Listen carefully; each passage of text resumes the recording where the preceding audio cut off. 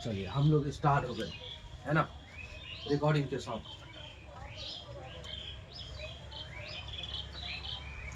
जैसे YouTube पर पढ़ाने वाले व्यक्ति बोलते हैं कि आप सभी का स्वागत है, तो सबसे पहले ऑफलाइन के सबका स्वागत है भाई, उसके बाद ऑनलाइन के भी सबका स्वागत है, नहीं? तो चलिए आज हम लोग पढ़ते हैं वैदिक काल। अच्छा, वैदिक काल के बारे में कुछ जानते हैं आप लोग? बोले क्या क्या जानते हैं वैदिक काल के बारे में, थोड़ा समझाइएगा।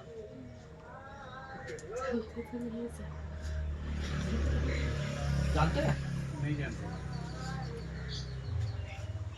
वैदिक काल जो है ना, वो उसका समय पीरियड है। जैसे काल, काल मतलब टाइम, तो वैदिक मतलब जो वेदों से संबंधित हो, ऐसे समझिए। तो हम लोग जो वैदिक काल पढ़ते हैं, सिंधु घाटी सभ्यता का समाप्त के बाद, सिंधु घाटी सभ्यता आपने पढ़ा कि 1750 में वो समाप्त हो गया। कितना में? तो कोई भी सभ्यता समाप्त होता है तो उसका तो कुछ ना कुछ लंबा समय थोड़ा सा जाएगा ही, ऐसा नहीं कि नहीं जाता है, जाता है। तो 1750 तक हमने जाना कि क्या था, सिंधु सभ्यता था। उसके बाद हम लोग पढ़ेंगे वैदिक सभ्यता, जिसको कि आज हम लोग पढ़ेंगे। तो वैदिक सभ्यता में होता क्या है, देखिए वैदिक सभ्यता का काल क्या पढ़ेंगे, वैदिक सभ्यता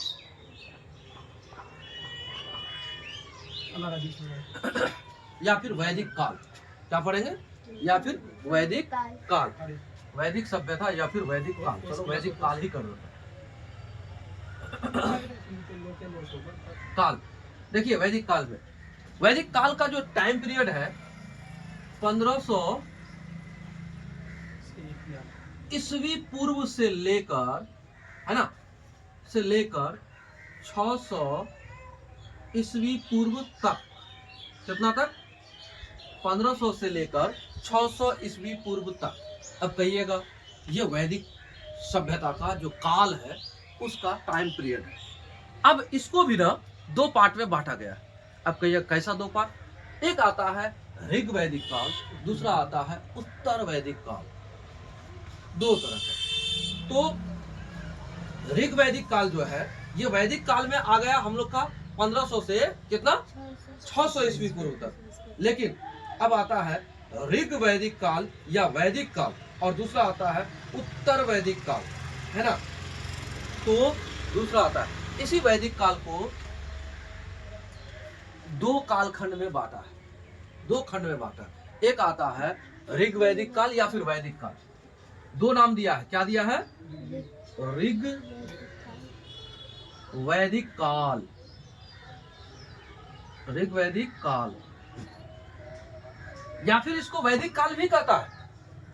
आप कहिएगा कि ऋग वैदिक काल या फिर वैदिक काल, दोनों में से कुछ भी लिखा रहे तो वही होगा।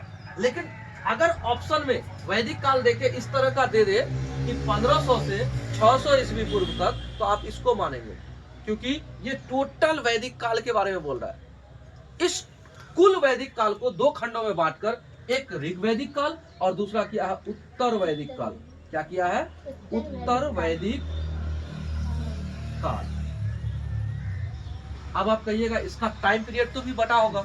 इसका टाइम पीरियड बटा है तो आप यहां जानिए, ये है 1500 से लेकर कितना, 1000 बीसी तक। बीसी मतलब बिफोर क्राइस्ट, है, ईसा पूर्व। अच्छा, उसके बाद ये है 1000 से 600 बीसी तक, है ना। समझ में आया बात? ये दो कालखंडों में बटा है, एक ऋग वैदिक काल और दूसरा उत्तर वैदिक काल। तो ऋग वैदिक काल 1500 से 1000 और उत्तर वैदिक काल 1000 से 600, इतना टाइम पीरियड में बटा है वैदिक काल, दो कालखंडों में। ठीक है। अब एक बात आता है, कहा जाता है कि ऋग वैदिक काल की सर्वाधिक पवित्र नदी सरस्वती थी। क्या थी? सरस्वती थी। ऋग वैदिक काल में पवित्र नदी कौन सा थी? सरस्वती थी।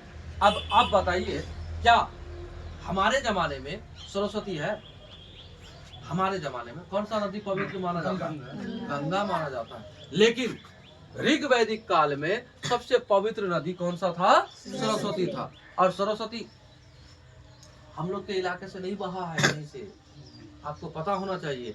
ना ही इलाहाबाद में सरस्वती गंगा के साथ मिला है ना। सरस्वती नदी वैदिक काल में था जो सबसे पवित्र नदी था, है ना। वो कहा जाता है कि घग्गर नदी का दूसरा नाम है, हम आप लोग को बताए थे। और जिसको कहा जाता था नदी तमा, क्या नाम से कहा जाता था? नदी तमा, नदियों में प्रमुख कहा गया। तो इस काल में यानी ऋग्वैदिक काल में सर्वाधिक पवित्र नदी। तो हम लोग क्या करते हैं, एक काम करते हैं, हम लोग इसको पहले जान लेते हैं, है ना। इसको विशेषता इसको जान लेते हैं, उसके बाद इसको जान लेंगे। क्या हुआ? तो सबसे पहले हम लोग क्या करते हैं, इसको जान लेते हैं। इस ऋग्वैदिक काल में, तो ऋग्वैदिक काल में सबसे पवित्र नदी कौन सा हुआ? सबसे पवित्र नदी, पवित्र नदी तो आप कहोगे सरस्वती, है ना। अच्छा, अब आइए, इसी को नदी तमा कहा जाता था। क्या कहा जाता था? नदी तमा। याद रखिएगा इसको, नदी तमा किसका नाम है? तो आप कहिएगा सरस्वती नदी का नदी तमा नाम है ना। फिर आगे देखिए, वैदिक काल की जानकारी के प्रमुख स्रोत वेद है। क्या है? वैदिक काल के प्रमुख जानकारी का जो स्रोत है वो आपको कहा जाएगा वेद है। तो वैदिक काल में वेद है, तो आपको पता है कि ऋग्वेद का निर्माण कब हुआ था? ऋग्वेद का निर्माण कब हुआ था? तो ऋग्वेद का निर्माण ऋग्वैदिक काल में ही हुआ था, यानी 1500 से लेकर कितना 1000 बीसी के बीच में ऋग्वेद का रचना हुआ। तो वैदिक काल के अंदर ही आ गया। हाँ, तो वैदिक काल के अंदर ही आ गया। लेकिन आपको ऐसा कह दे उत्तर वैदिक काल में ऋग्वेद का निर्माण हुआ, तो फिर नहीं होगा। बात समझे? उत्तर वैदिक काल में बाकी 3 जो वेद हैं उसका निर्माण हो गया। आपका किताब में है कि नहीं, देख लेते हैं इसमें। ऋग्वेद, सामवेद, यजुर्वेद और अथर्ववेद, 4 वेद है। वैदिक संहिताओं का सही क्रम वैदिक संहिता, ब्राह्मण, आरण्यक एवं उपनिषद है। अब देखिए, ऋग्वेद, सामवेद, अथर्ववेद, यजुर्वेद, ये सभी वेदों के अलावे ब्राह्मण ग्रंथ, आरण्यक, उपनिषद, ये सब ना लिखा गया इसी काल में, वैदिक काल में। किसमें? वैदिक काल में। आप ये नहीं कह सकते कि वैदिक काल में नहीं, तो वैदिक काल में ये दोनों आता है ना, वैदिक काल में ये दोनों आता है, लेकिन इसमें ऋग्वेद का निर्माण हुआ, इसलिए तो ऋग्वैदिक काल कहा। और उत्तर वैदिक काल में बाकी सभी ग्रंथों का निर्माण हो गया। इसमें ज्यादा डिटेल्स नहीं है, इसमें शॉर्टकट से भागने को कहा है, जल्दी पढ़ो आगे बढ़ो, इसलिए तो जल्दी खत्म भी हो जाएगा इसमें, लेकिन इसमें बहुत समय लगेगा। अब देखिए, वेदांग 6 है। कितने हैं? आपको कहा जाएगा वेदांग कितने? वेदांग 6। अच्छा, पुराण कितने हैं? पुराणों की संख्या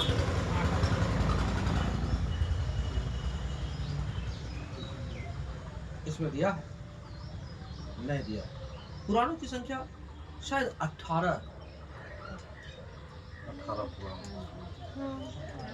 हम एनसीईआरटी में खुशी को पढ़ाए थे, 18 होगा, ठीक है। इसमें नहीं दिया है, बहुत कुछ शॉर्टकट लेके चला है इसमें। अब आगे सुनिए, 6 वेदांग है, जिसमें कहता शिक्षा, कल्प, व्याकरण, निरुक्त, ज्योतिष, छंद। ये 6 क्या है? वेदांग। वेदों का अंग जिसको कहते हैं उसी को वेदांग कहते हैं। वेदों का अंग को वेदांग कहते हैं। 4 वेदों को सम्मिलित रूप से संहिता कहते हैं। क्या कहते हैं? 4 वेदों को, अब हम लोग ना ये दोनों को एक साथ मिलकर पढ़ रहे हैं। 4 वेदों को एक साथ मिलाकर क्या कहते हैं? बोलिए। संहिता कहते हैं। क्या कहते हैं? संहिता। संगीता नहीं, संहिता। क्या कहते हैं? संहिता। ऋग्वेद, सामवेद और यजुर्वेद को वेद त्रयी कहते हैं। क्या कहते हैं? अब सुनिए, नाम को ध्यान दीजिएगा, क्वेश्चन है एक तो कि ऋग्वेद, ऋग्वेद और क्या बोले तो हमको लगता है इसको गो ऐसे होगा जैसे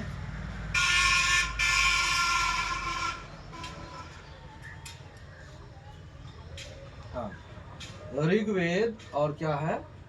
ऋग्वेद, सामवेद और यजुर्वेद। ऋग्वेद, सामवेद, सामवेद और यजुर्वेद और क्या है? यजुर्वेद। ये तीनों को मिला के जानते हो क्या कहते हैं? वेद त्रयी। क्या कहते हैं? वेद त्रयी, वेद त्रयी। अब तीनों वेद को मिला के वेद त्रयी। इसमें कौन सा वेद नहीं है बोलिए? अथर्ववेद नहीं है। कौन सा नहीं है? अथर्ववेद नहीं है। ऋग्वेद है, सामवेद है, यजुर्वेद है, ये तीनों मिला के वेद त्रयी कहते हैं। आप लोग का हर लाइन में एक ना एक क्वेश्चन है, वेद त्रयी किसको कहते हैं? निम्न में से उसमें से जोड़ देगा, सामवेद यजुर्वेद, यजुर्वेद सामवेद, या फिर ऋग्वेद यजुर्वेद, उसके बाद दे देगा तीनों ऋग्वेद सामवेद यजुर्वेद, या फिर चारों दे देगा अगला ऑप्शन में ऋग्वेद सामवेद यजुर्वेद अथर्ववेद। तो आप कहेंगे कि यही तीनों मिलाकर क्या है? वेद त्रयी है ना? वेद त्रयी या फिर त्रयी कहते हैं। अब सुनिए, उत्तर वैदिक कालीन सभ्यता की जानकारी यजुर्वेद, सामवेद, अथर्ववेद, ब्राह्मण ग्रंथ, अरण्यक ग्रंथ एवं उपनिषद ग्रंथ से प्राप्त होती है। हमने अभी अभी आपको कहा कि वैदिक काल में जो दो कालखंड है, उत्तर वैदिक और ऋग वैदिक, इसमें किसका निर्माण हुआ? ऋग्वेद का।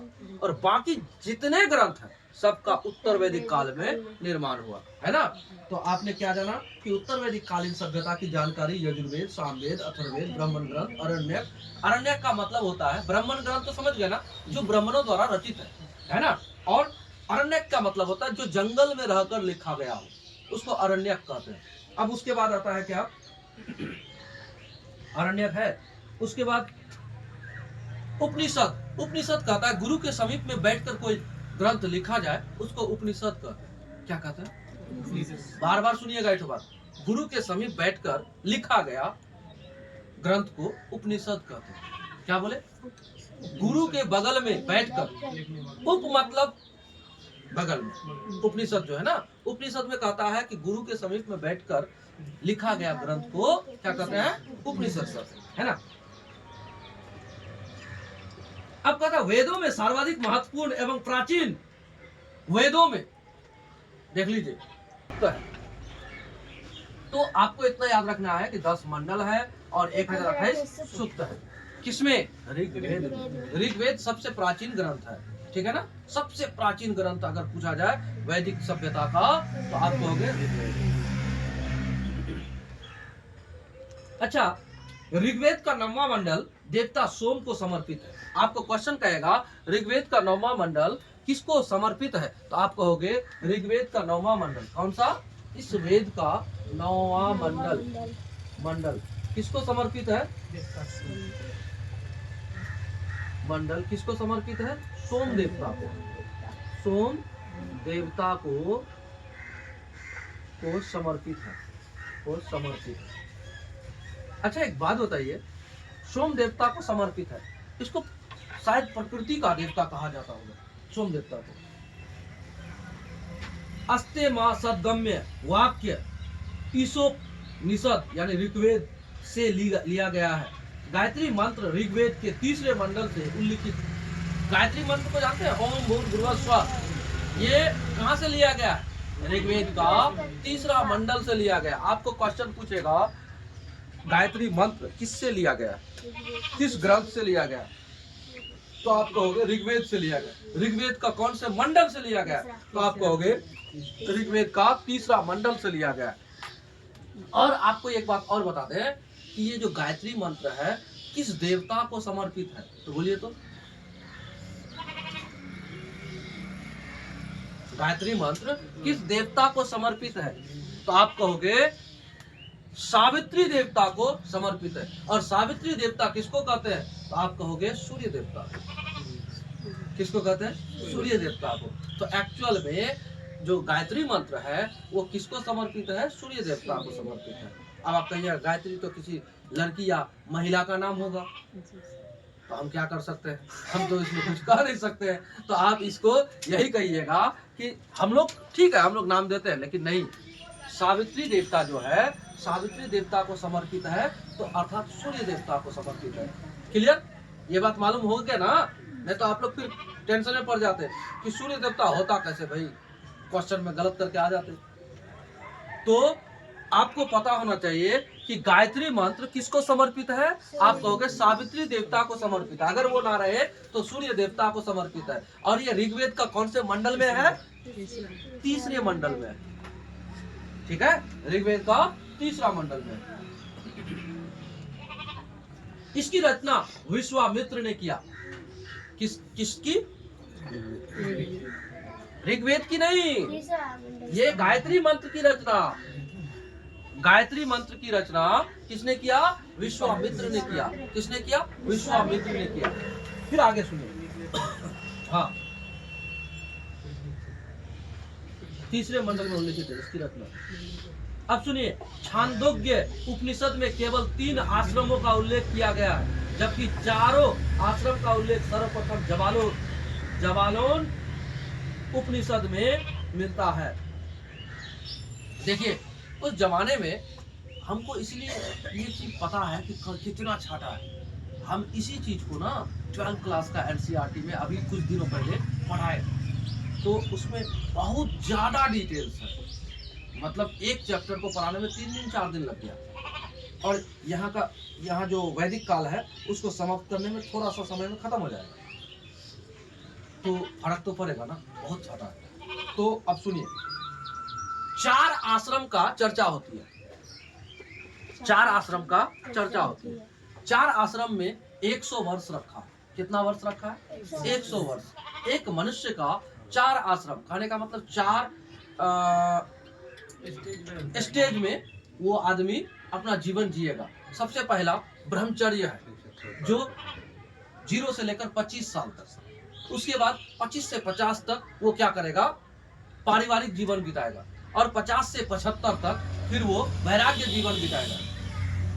और 75 से लेकर 100 तक घर से निकल गया सन्यासी। अब जितना सीखा वैराग्य में, जितना सीखा सब अब उपनिषद मतलब उपदेश देते देते फिर अब इस तरह का 4 आश्रम का जिक्र होता है। लेकिन कहीं कहीं पर दिया है कि 3 आश्रम, जैसे देखो यहाँ दिया है छांदोग्य उपनिषद में केवल 3 आश्रमों का उल्लेख किया गया। तो आपको पता होना चाहिए कौन सा उपनिषद में? छांदोग्य उपनिषद में 3 आश्रम का उल्लेख है। किसमें? छांदोग्य उपनिषद में 3 आश्रम, ठीक है। और किसमें? जवालो उपनिषद में,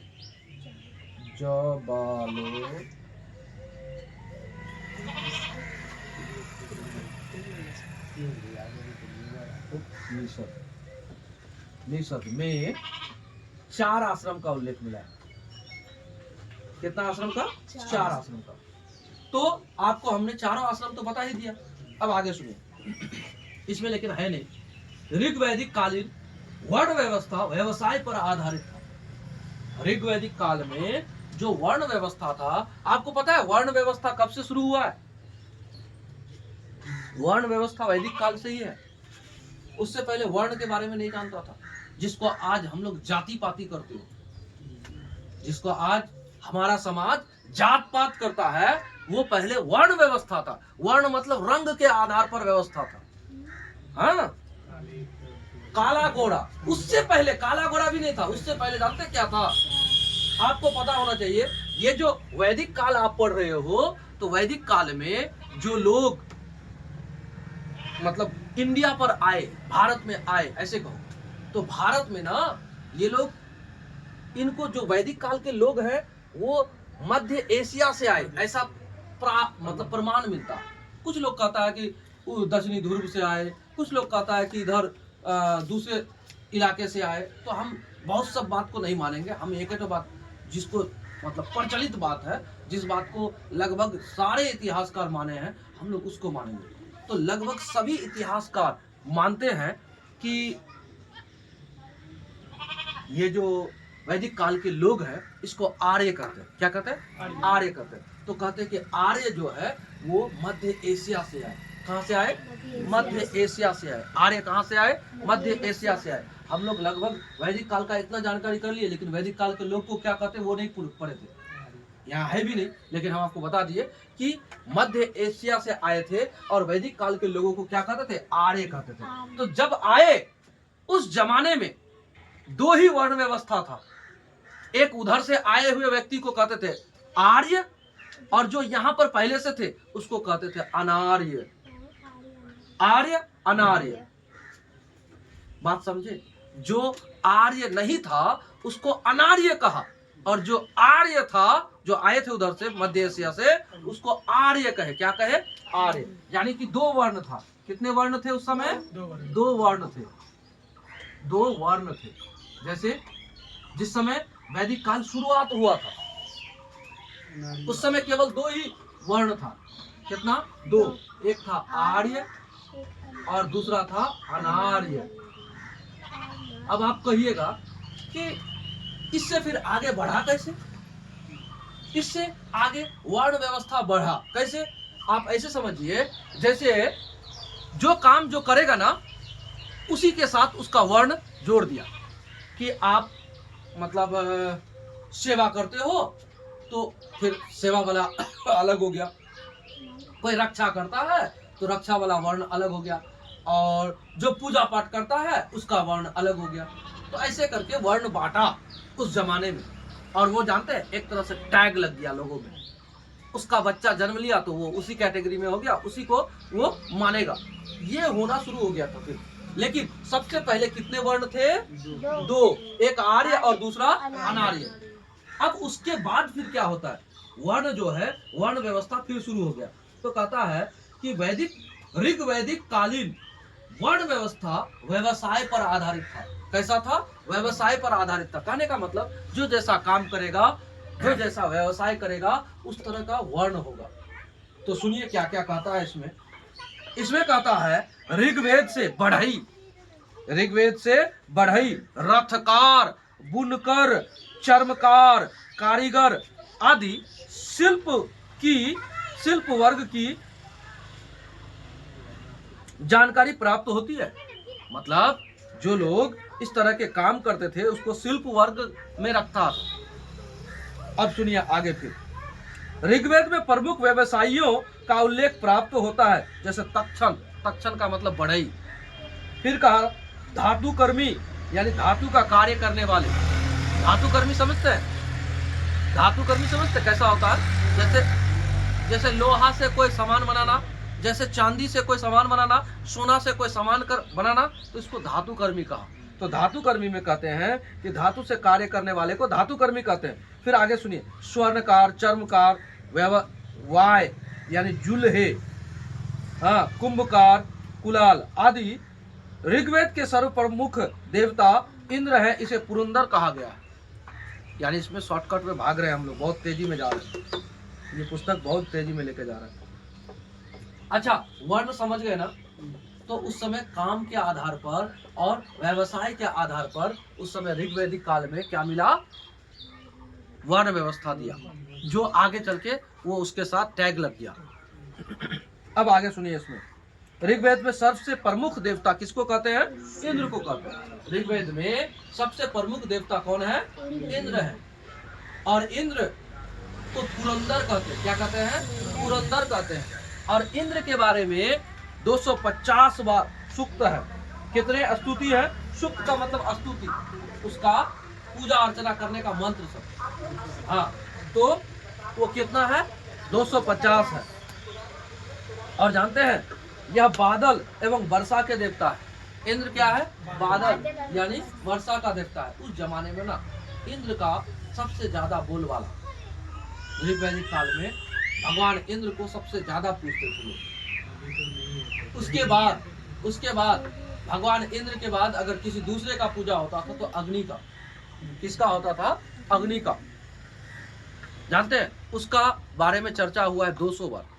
इसका कितना बार? इसका 250 बार इंद्र का, और अग्नि का बार चर्चा हुआ है, यानी सूक्त है उसका। अब आगे सुनिए।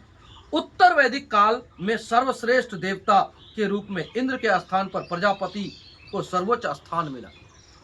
अब उत्तर वैदिक काल का बात बोल रहे हैं।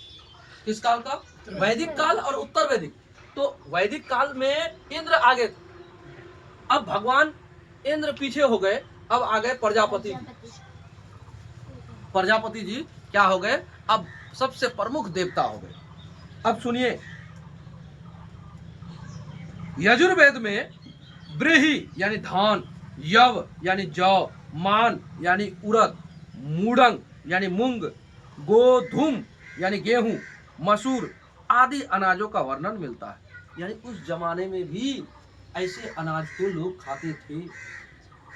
अभी हम लोग 1500 ईस्वी पूर्व से लेकर इधर 600 ईस्वी पूर्व तक आए हैं। तो इसका मतलब है अभी हम लोग 2000 में है, 2026, तो 2000 साल इधर, 1500 साल उधर, यानी 3500 साल पहले का बात कर रहे हैं हम लोग।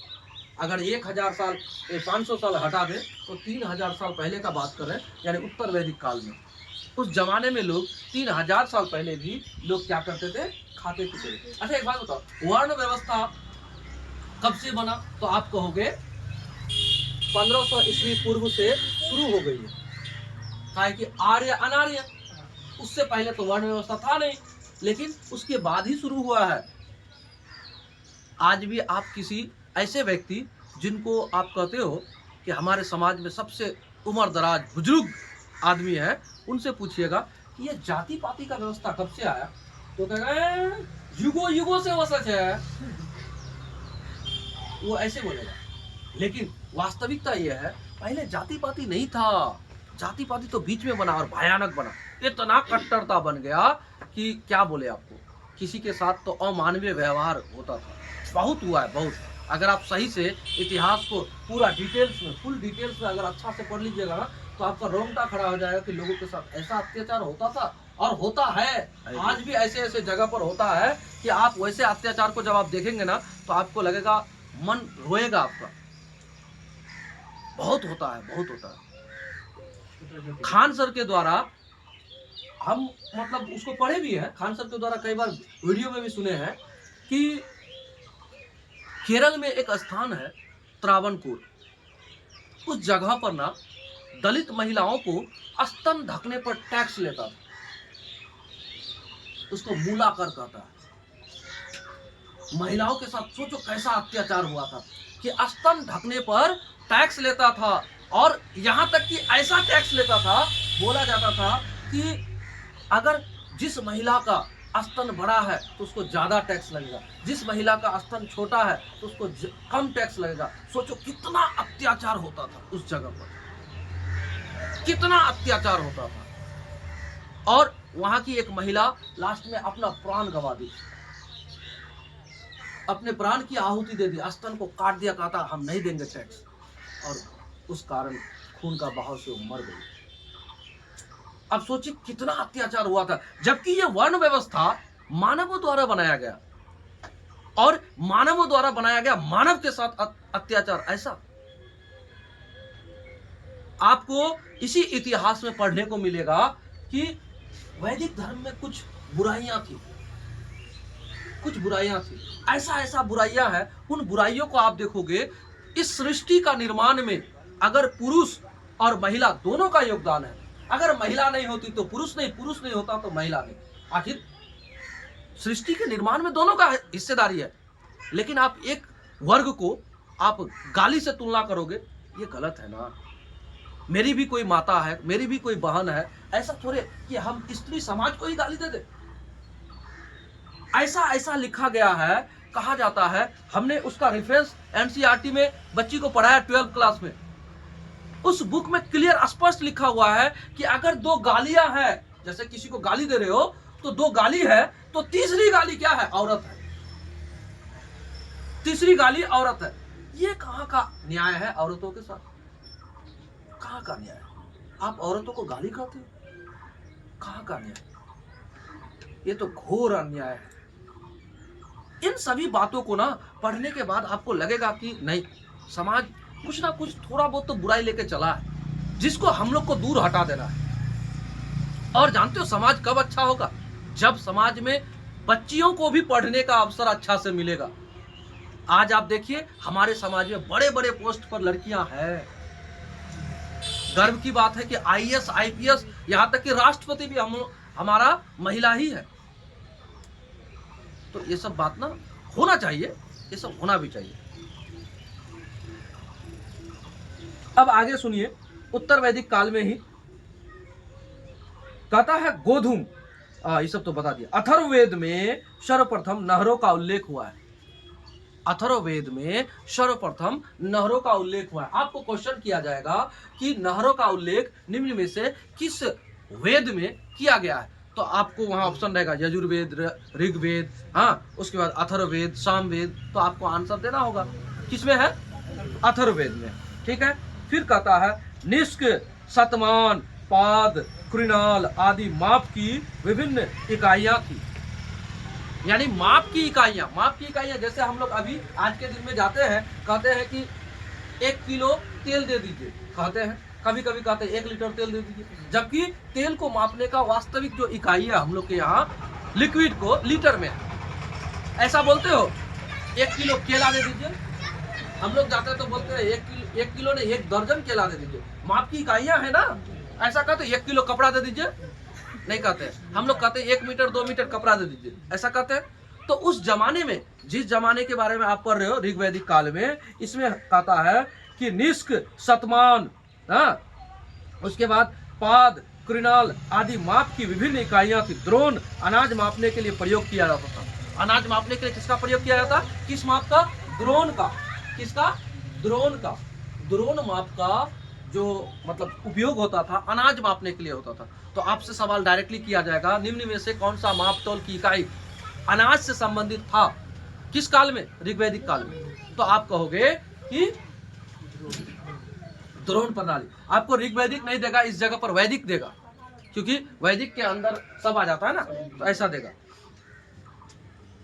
मोक्ष की चर्चा सर्वप्रथम उपनिषद में मिलती है। उससे पहले मोक्ष, मुक्ति, ये सब का बात नहीं था, जो आज भी चलता है। हीरो कर्म करबो तो मोक्ष मिल जावे, आर जन्म लुआ टेंशन खत्म। मतलब जन्म लेके लगता है टेंशन कर दिया हम लोग। अरे इस जीवन से अच्छा जीवन किसी जीव के पास है ही नहीं है, और इसी के बाद और नहीं आना है मानुष में। इस बात को लेकर लोग परेशान रहता है। हम कहते क्यों परेशान हो भाई? ये जीवन मिला, इसको सुखमय जीवन से बिता लो। कल आओगे नहीं आओगे उसके चिंता में क्यों पड़े हो? और कुछ लोग उस चिंता में बहुत टेंशन में रहता है, बहुत टेंशन में रहता है। अगला जन्म की हो, अगले जन्म के टेंशन में इस जन्म को खत्म करता है। हकीकत है, हम मजाक नहीं कर रहे, हकीकत है। हमने देखा है अपने इस जीवन को बहुत कष्ट देता है, बहुत कष्ट देता है। कहता है अगर मैं कष्ट करूं तब ना भगवान ना खुश होवे। ऐसा करता है? नहीं करता है? क्या बोलते, खूब करता है। जबकि वास्तविक बात यह है कि आप इस जीवन को अच्छा से जियो ना। हर व्यक्ति में ईश्वर है, हर जीव में ईश्वर है। आप ये मत सोचना कि हम में ईश्वर है, कोई काला आदमी है तो उसमें ईश्वर नहीं है, कोई गोरा आदमी है तो उसमें ईश्वर नहीं है, कोई छुटकू आदमी है तो उसमें ईश्वर नहीं है। सब में ईश्वर है।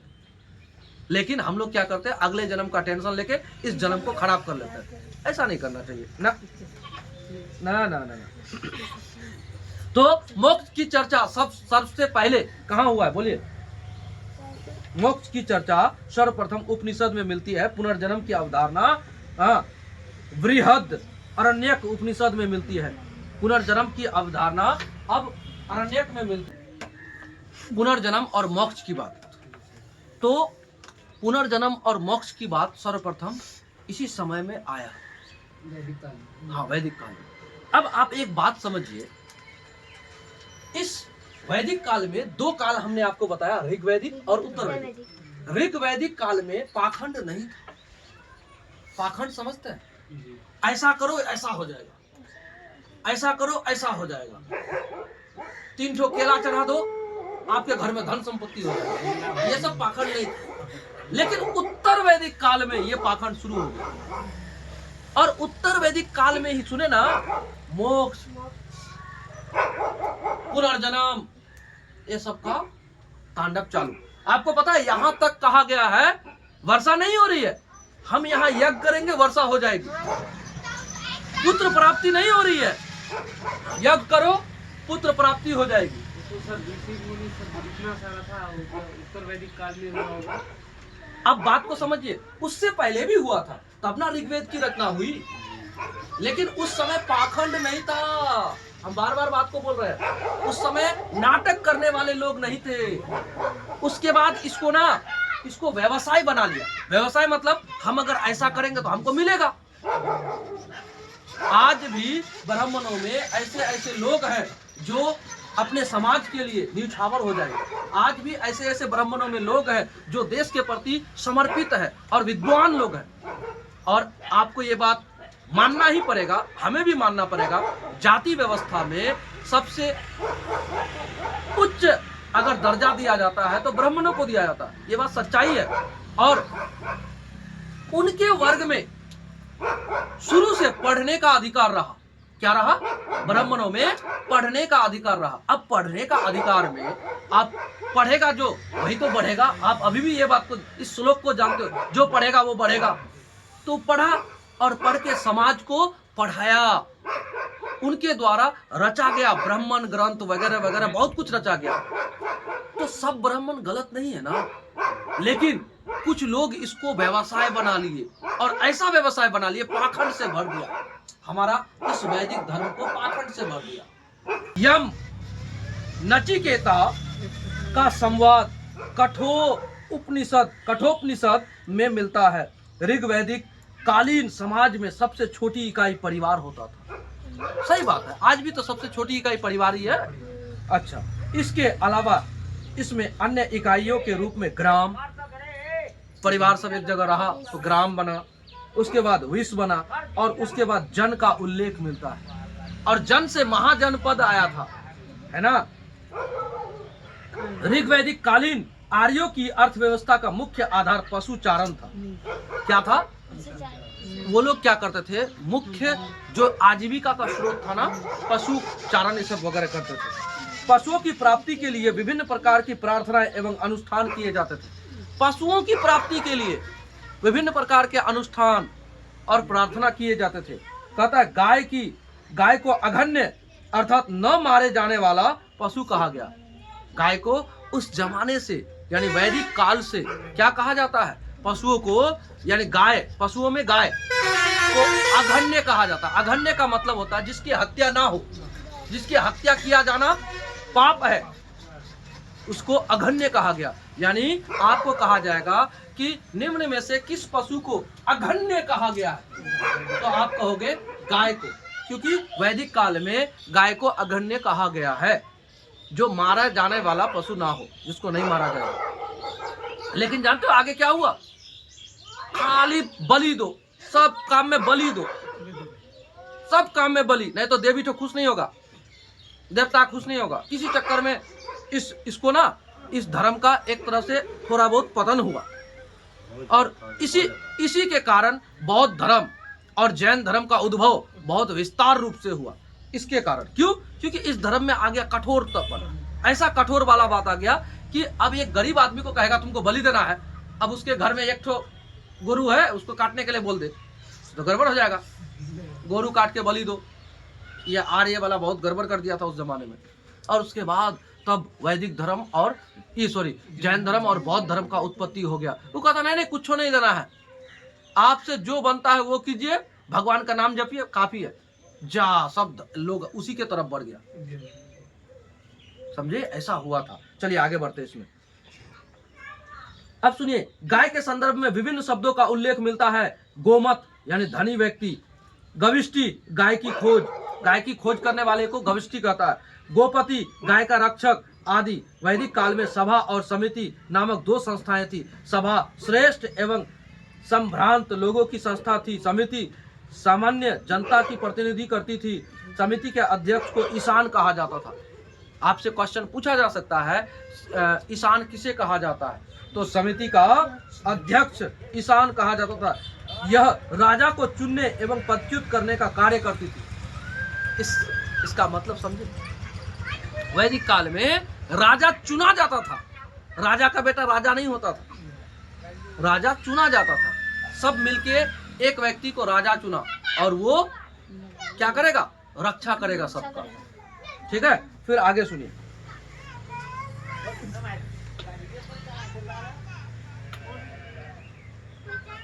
अथर्ववेद में सभा और समिति के को प्रजापति की दो पुत्रियां कहा गया है।